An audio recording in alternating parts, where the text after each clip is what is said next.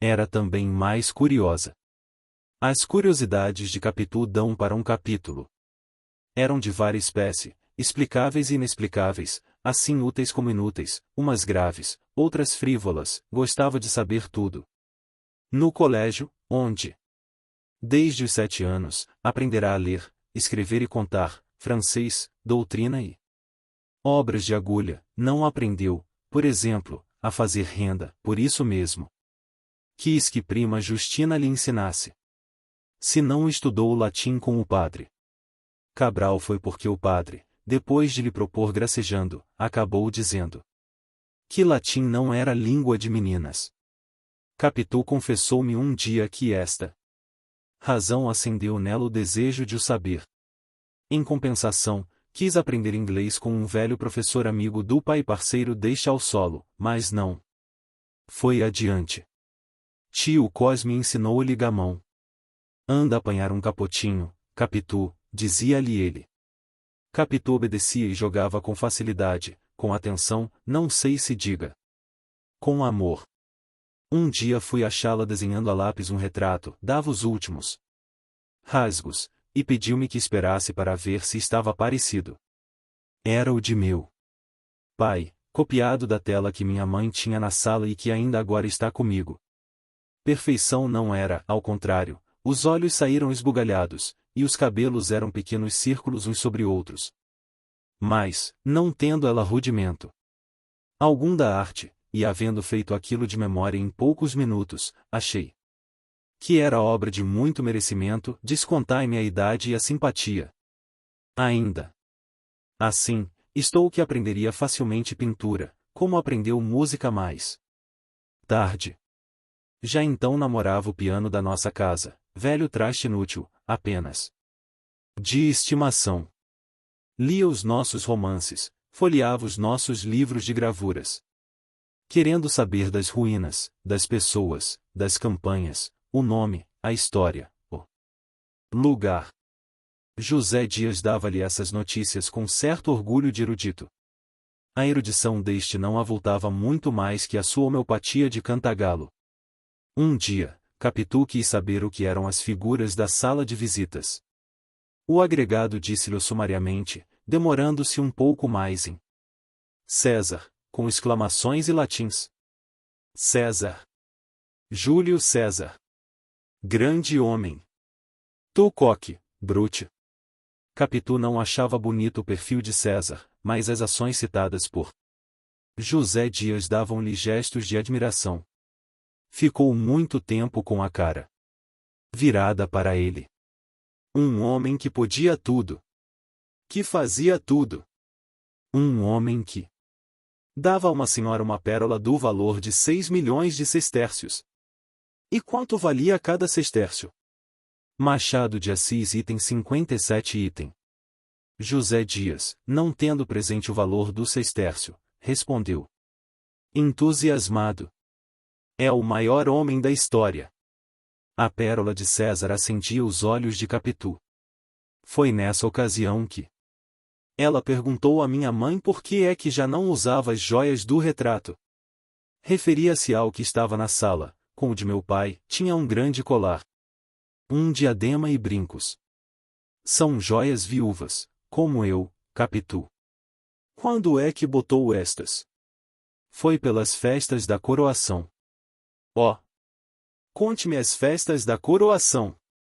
Sabia já o que os pais lhe haviam dito, mas naturalmente tinha para si que eles pouco mais conheceriam do que o que se passou nas ruas. Queria a notícia das tribunas da Capela Imperial e dos salões dos bailes. Nascerá muito depois daquelas festas célebres. Ouvindo falar várias vezes da maioridade, teimou um dia em saber o que fora este acontecimento, disseram-lhe, e achou que o imperador fizera muito bem em querer subir ao trono aos 15 anos. Tudo era matéria às curiosidades de Capitu, mobílias antigas, alfaias velhas, costumes, notícias de Itaguaí, a infância e a mocidade de minha mãe. Um dito aqui, uma lembrança dali, um adágio da colá. KPITULOXX12. Olhos de ressaca. Tudo era matéria às curiosidades de Capitu. Caso houve, porém, no qual não sei se aprendeu ou ensinou, ou se fez ambas as coisas, como eu. É o que contarei no outro capítulo. Neste direi somente que, passados alguns dias do ajuste com o agregado, fui ver a minha amiga, eram 10 horas da manhã. De Fortunata, que estava no quintal, nem esperou que eu lhe perguntasse pela filha. Está na sala, penteando o cabelo, disse-me, vá devagarzinho para ali pregar um susto. Fui devagar, mas ou o pé ou o espelho traiu-me. Este pode ser que não fosse, era um espelhinho de pataca, perdoai a baratiza, comprado a um mascate italiano, moldura tosca, argolinha de latão, pendente da parede. Item 58 Item Dom Casmurro. Entre as duas janelas. Se não foi ele, foi o pé. Um ou outro, a verdade é que apenas entrei na sala, pente, cabelos, toda ela voou pelos ares, e só lhe ouvi esta pergunta: há alguma coisa? Não há nada, respondi, vim ver você antes que o padre Cabral chegue para a lição. Como passou a noite? Eu bem. José Dias ainda não falou? Parece que não. Mas então quando fala? Disse-me que hoje ou amanhã pretende tocar no assunto, não vai. Logo de pancada, falará assim por alto e por longe, um toque. Depois, entrará em matéria. Quer primeiro ver se mamãe tem a resolução feita. Que tem, interrompeu Capitu. E se não fosse preciso alguém para vencer já, e de todo, não se lhe falaria. Eu já nem sei se José Dias poderá influir tanto, acho que fará tudo, se sentir que você realmente não quer ser padre, mas poderá alcançar. Ele é atendido, se, porém, é um inferno isto. Você tem-me com ele, Bentinho. Tenho, hoje mesmo ele há de falar. Você jura? Juro. Deixe ver os olhos, Capitu. Tinham-me lembrado a definição que José Dias dera deles, olhos de cigana oblíqua e dissimulada. Eu não sabia o que era oblíqua, mas dissimulada sabia, e queria ver se podiam chamar assim. Capitu deixou-se fitar e examinar. Só me perguntava o que era, se nunca os vira, eu nada achei extraordinário, a cor e a doçura eram minhas conhecidas. A demora da contemplação creio que lhe deu outra ideia do meu intento, imaginou que era um pretexto para mirá-los mais de perto, com os meus olhos longos, constantes, enfiados neles, e a isto atribuo que entrassem a ficar crescidos e sombrios, com tal expressão que retórica dos namorados, dá-me uma comparação exata e poética para dizer o que foram aqueles olhos de Capitu. Não me acode imagem capaz de dizer, sem quebra da dignidade do estilo, o que eles foram e me fizeram. Olhos de ressaca? Vá, de ressaca. É o que me dá a ideia daquela feição nova. Traziam não sei que fluido misterioso e enérgico, uma força que arrastava para dentro. Como a vaga que se retira da praia, nos dias de ressaca. Para não ser arrastado. Agarrei-me às outras partes vizinhas, às orelhas, aos braços, aos cabelos espalhados pelos ombros, mas tão depressa buscava as pupilas, a onda que saía delas vinha crescendo, cava escura, ameaçando envolver-me, puxar-me e tragar-me. Quantos minutos gastamos naquele jogo? Só os relógios do céu terão marcado esse tempo infinito e breve. A eternidade tem as suas pêndulas. Nem por não acabar nunca deixa de querer saber a duração das felicidades e dos suplícios. Há de dobrar o gozo aos bem-aventurados do céu conhecera. Soma dos tormentos que já terão padecido no inferno e seus inimigos, assim também a quantidade das delícias que terão gozado no céu os seus desafetos. Aumentará as dores aos condenados do inferno. Este outro suplício escapou ao divino Dante, mas eu não estou aqui para emendar poetas. Estou para contar que, ao cabo de um tempo não marcado, agarrei-me definitivamente aos cabelos de Capitu, mas então com as mãos, e disse-lhe, para dizer alguma coisa, que era capaz de os pentear, se quisesse. Você. Eu mesmo. Vai embaraçar-me o cabelo todo, isso sim. Se embaraçar, você desembaraça depois. Vamos ver. KPITULOXX 13. Penteado. Capitu deu-me as costas, voltando-se para o espelhinho.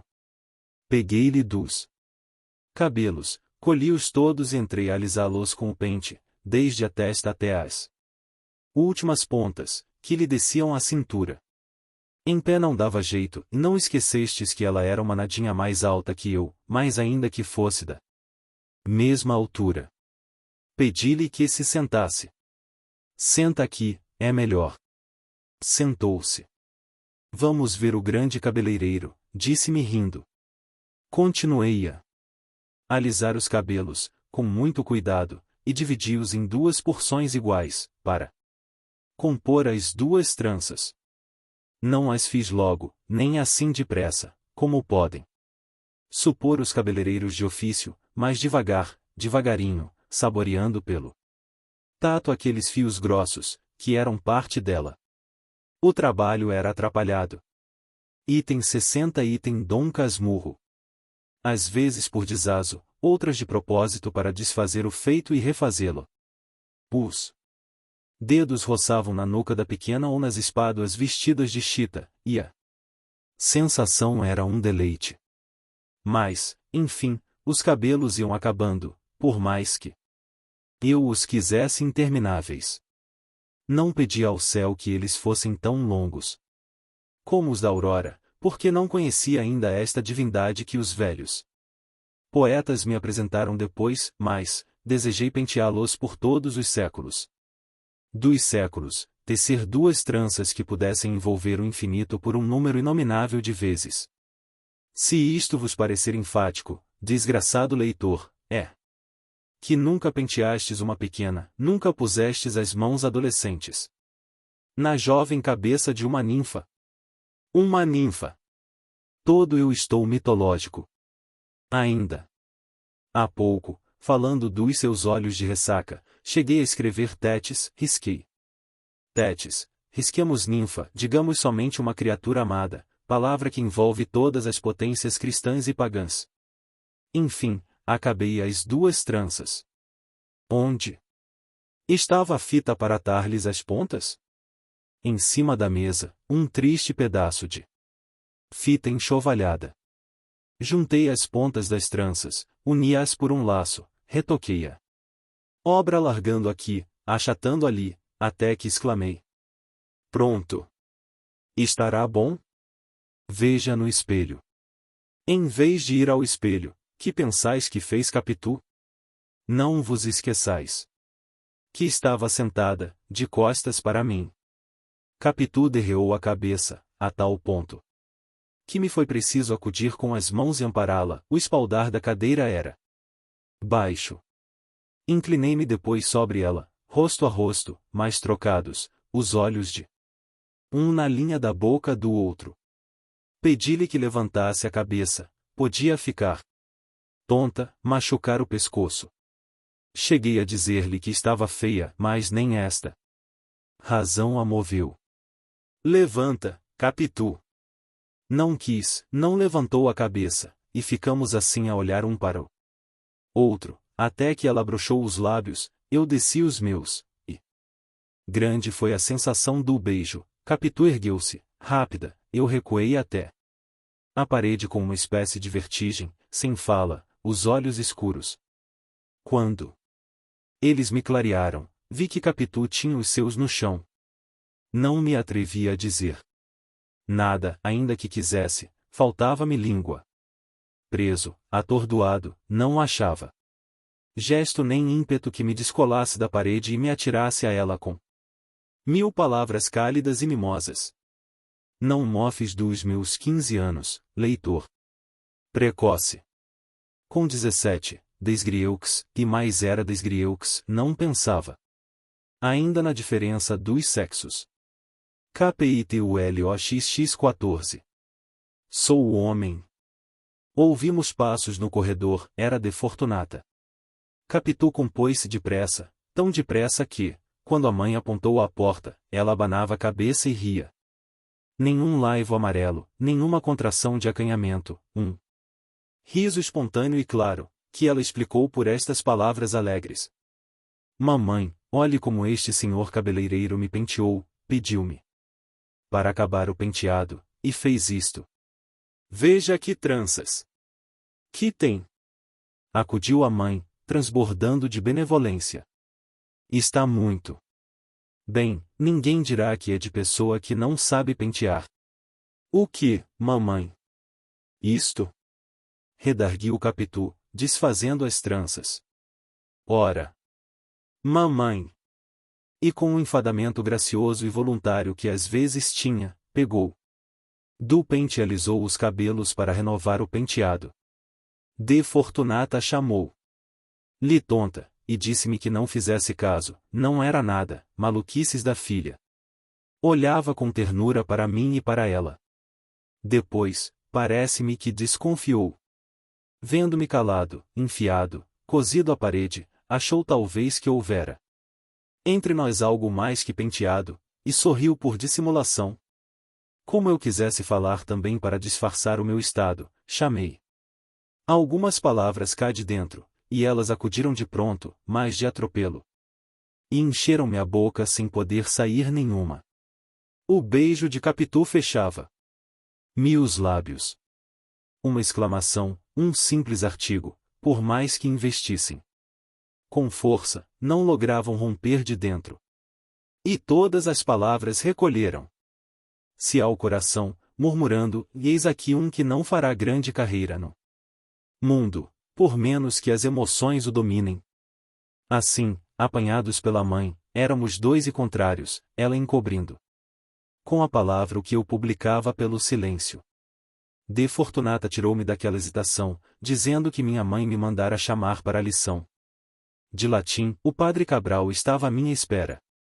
Era uma saída, despedi-me. E enfiei pelo corredor. Andando, ouvi que a mãe censurava as maneiras da filha, mas a filha não dizia nada. Corri ao meu quarto, peguei 2 livros, mas não passei à sala da lição. Sentei-me na cama, recordando o penteado e o resto. Tinha estremeções. Tinha uns esquecimentos em que perdi a consciência de mim e das coisas que me rodeavam, para viver não sei onde nem como. E tornava a mim, e via a cama, as paredes, os livros, o chão, ouvia algum som de fora, vago, próximo ou remoto, e logo perdia tudo para sentir somente os beiços de Capitu. Sentia-os estirados, embaixo dos meus, igualmente esticados para os dela. E unindo-se uns aos outros. De repente, sem querer, sem pensar, saiu-me da boca esta palavra de orgulho. Sou o homem.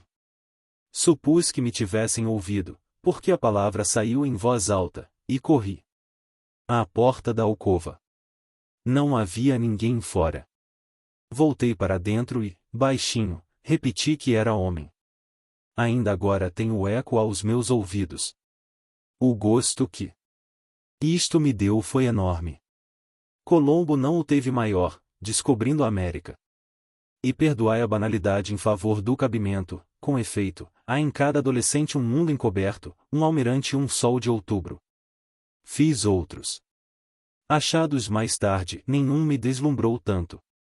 A denúncia de José Dias alvoroçara-me, a lição do velho coqueiro também, à vista dos nossos nomes abertos por ela no muro do quintal deu-me grande abalo, como vistes, nada disso valeu a sensação do beijo.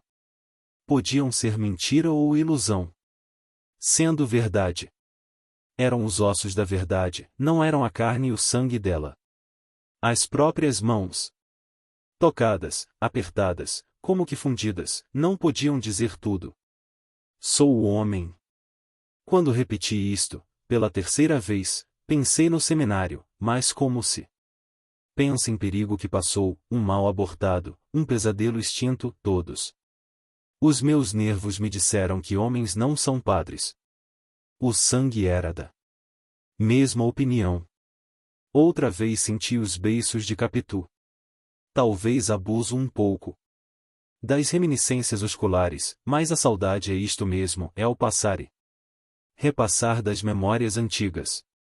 Ora, de todas as daquele tempo creio que a mais doce é esta, a mais nova, a mais compreensiva, a que inteiramente me revelou a mim mesmo. Outras tenho, vastas e numerosas, doces também, de vária espécie, muitas intelectuais, igualmente intensas. Grande homem que fosse, a recordação era menor que esta.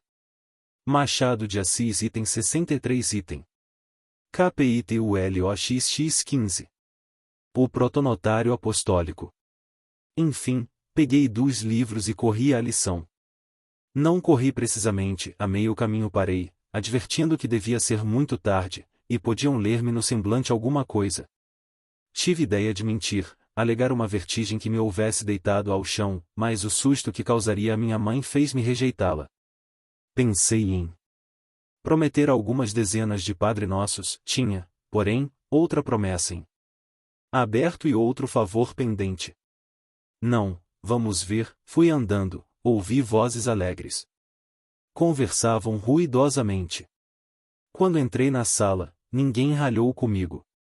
O padre Cabral receberá na véspera um recado do internúncio, foi ter com ele, e soube que, por decreto pontifício, acabava de ser nomeado protonotário apostólico. Esta distinção do Papa dera-lhe grande contentamento e a todos os nossos. Tio Cosme e prima Justina repetiam o título com admiração, era primeira vez que ele soava aos nossos ouvidos, acostumados a conegos, monsenhores, bispos, núncios, internúncios, mas que era protonotário apostólico. O padre Cabral explicou que não era propriamente o cargo da cúria, mas as honras dele. Tio Cosme viu exalçar-se no parceiro de Voltarete, e repetia: protonotário apostólico. E voltando-se para mim: prepara-te, Bentinho, tu podes vir a ser protonotário apostólico. Cabral ouvia com gosto a repetição do título. Estava em pé, dava alguns passos, sorria ou tamborilava na tampa da boceta. O tamanho do título. Como que lhe dobrava a magnificência, posto que, para ligá-lo ao nome, era demasiado comprido. Esta segunda reflexão foi tio Cosme que a fez. Padre Cabral acudiu que não era preciso dizê-lo todo, bastava que lhe chamassem o protonotário Cabral. Subentendia-se apostólico. Protonotário Cabral. Sim, tem razão, protonotário Cabral. Mas, senhor protonotário, acudiu prima Justina para se ir acostumando ao uso do título, isto obriga a ir a Roma? Não, dei Justina. Não, são só as honras, observou minha mãe. Agora, não impede, disse Cabral, que continuava a refletir. Não impede que nos casos de maior formalidade, atos públicos, cartas de cerimônia, etc., se empregue o título inteiro, um protonotário apostólico. No uso comum, basta protonotário. Justamente, assentiram todos. José Dias, que entrou pouco depois de mim, aplaudiu a distinção, e recordou, a propósito, os primeiros atos políticos de Pio IX, grandes esperanças da Itália, mas ninguém pegou do assunto, o principal da hora e do lugar. Era o meu velho mestre de latim. Eu, voltando a mim do receio, entendi que devia cumprimentá-lo também, e este aplauso não lhe foi menos ao coração que os outros. Bateu-me na bochecha paternalmente, e acabou dando-me férias. Era muita felicidade para uma só hora. Um beijo e férias. Creio que o meu rosto disse isto mesmo, porque tio Cosme, sacudindo a barriga, chamou-me Peralta, mas José Dias corrigiu a alegria. Não tem que festejar a vadiação, o latim sempre lhe há de ser preciso. Ainda que não venha a ser padre. Conheci aqui o meu homem. Era a primeira palavra, a semente lançada à terra, assim de passagem, como para acostumar os ouvidos da família. Minha mãe sorriu para mim, cheia de amor e de tristeza, mas respondeu logo: há de ser padre, e padre bonito. Não se esqueça, mana Glória, e protonotário também. Protonotário apostólico. Protonotário Santiago, acentuou Cabral. Se a intenção do meu mestre de latim era ir acostumando ao uso do título com o nome, não sei bem. O que sei é que quando ouvi o meu nome ligado a tal título, deu-me vontade de dizer um desaforo. Mas a vontade aqui foi antes uma ideia sem língua, que se deixou ficar quieta e muda. Tal como daí a pouco outras ideias. Mas essas pedem um capítulo especial. Rematemos este dizendo que o mestre de latim falou algum tempo da minha ordenação eclesiástica, ainda que sem grande interesse. Ele buscava um assunto alheio para se mostrar esquecido da própria glória, mas era esta que o deslumbrava na ocasião. Era um velho magro, sereno, dotado de qualidades boas. Alguns defeitos tinha, o mais excelso deles era ser guloso, não propriamente glutão, comia pouco, mas estimava o fino e o raro, e a nossa cozinha, se era simples, era menos pobre que a dele. Assim, quando minha mãe lhe disse que viesse jantar, a fim de se lhe fazer uma saúde, os olhos com que aceitou seriam de protonotário, mas não eram apostólicos.